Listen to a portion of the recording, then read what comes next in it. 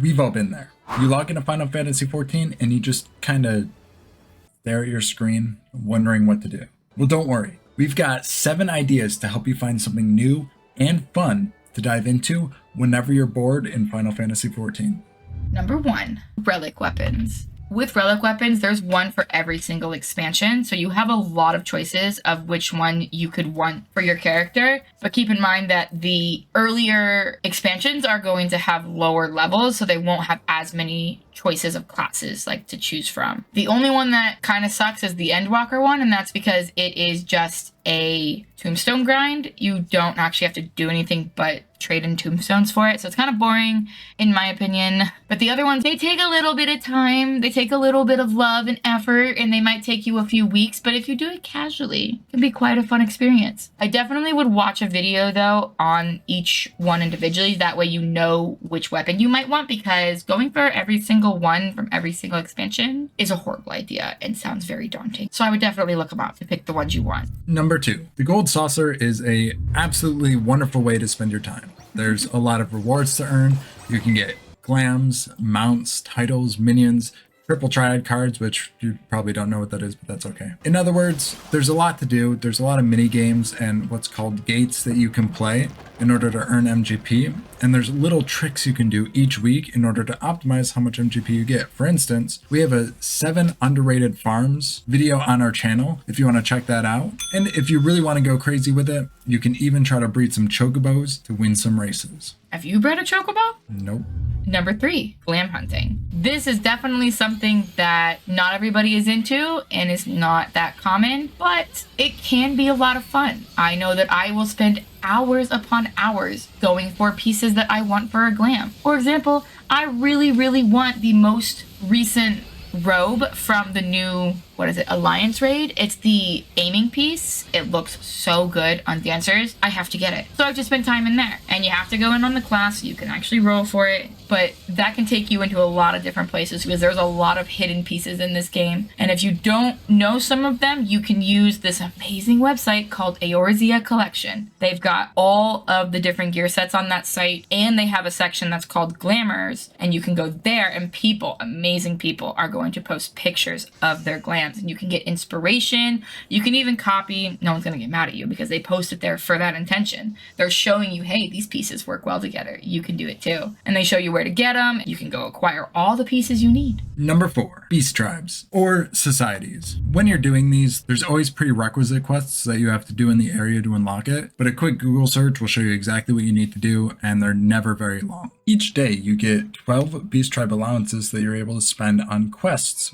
for beast tribes. 1 quest equals 1 allowance. And each time you rank up, you're able to get 3 more quests that day for that beast tribe. Up to about rank 7 is usually where it changes, and you no longer get the new quests to do that day. But completing each beast tribe or society will give you region rewards, materia, mounts, minions, and music. It can also be a very good way to level jobs, whether you're trying to level combat jobs, or there's also a beast tribe for crafters and gatherers in each expansion, except for Aroma Born that was a little bit different and insanely grindy for each of those. Number 5 are deep dungeons. There are 4 deep dungeons in this game. There's the most recent one, which is Pilgrim's Traverse. There's Palace of the Dead, Heaven on High, and Eureka Orthos. I myself have not stepped into Eureka Orthos, but I have stepped into the other 3. They are a fantastic way to level new jobs. If you go in solo into any of these dungeons, they will give you really cool titles for completing them. I know Tilt over here is still waiting for the Necromancer title just to play Reaper. Yep. Ridiculous. It's the perfect pairing. It is a great pairing, but still you're avoiding the class. There's also a really great community for deep dungeons, and there's lots of people there to help you out and learn, and it's people to give you advice on how to play your job. It's a really great place to go, actually, and way to spend your time.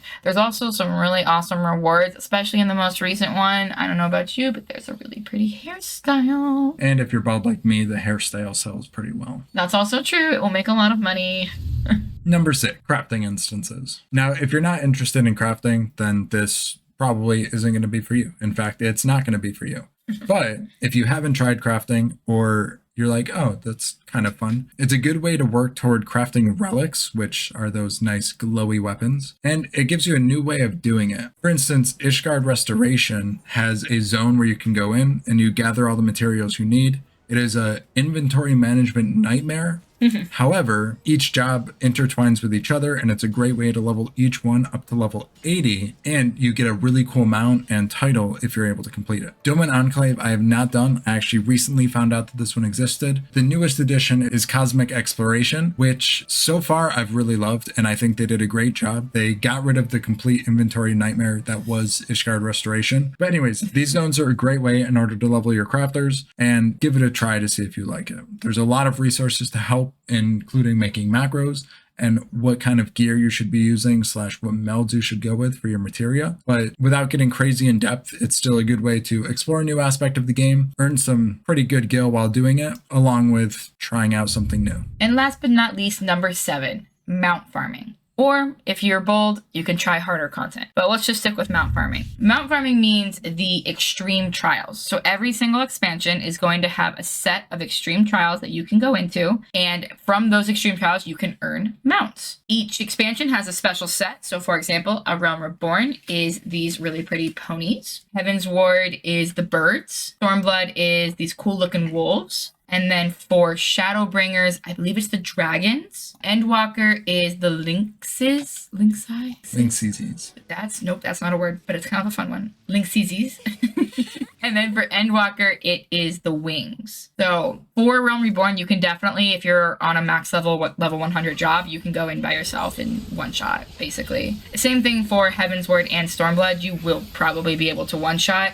But for the newer ones, so maybe like Endwalker and obviously Dawn Trail, you're not going to be able to one-shot it. You're going to need to go in with friends, but everything's better with friendship anyways. So if you want to go in with people, it's a lot better. It's more fun. You can always go into Party Finder too. There will be lots of people there that are kind and will help you out. Now, if you wanted to get into harder content, which is what we do a lot of, we even have a Savage playlist that if you want to go look, you can check that out. So it's our experience through those sites. But they are very challenging and they are very fun, especially with friends. And when you get done with them, you will probably get your best gear by the end of it. And at the very end, on the last fight, you get a mount. And mounts are cool. And that is it for our top 7 things to do when you're bored, or at least content to try. If you do any of these, or if you do all of them, let us know in the comments, because I'm very curious. And if there's something that you think should be on this list that we didn't include, make sure to say that as well. Down below in the description, you will find a link to Eorzea collection if you want to start looking at those glams and get an idea of what you like. There will also be other links for other resources. Feel free to check below. If any of these interested you, there's probably something in the description that'll help you find what you're looking for. And also, YouTube thinks you like this video here on screen. Anyways, we'll see you in the next one. Bye. Bye.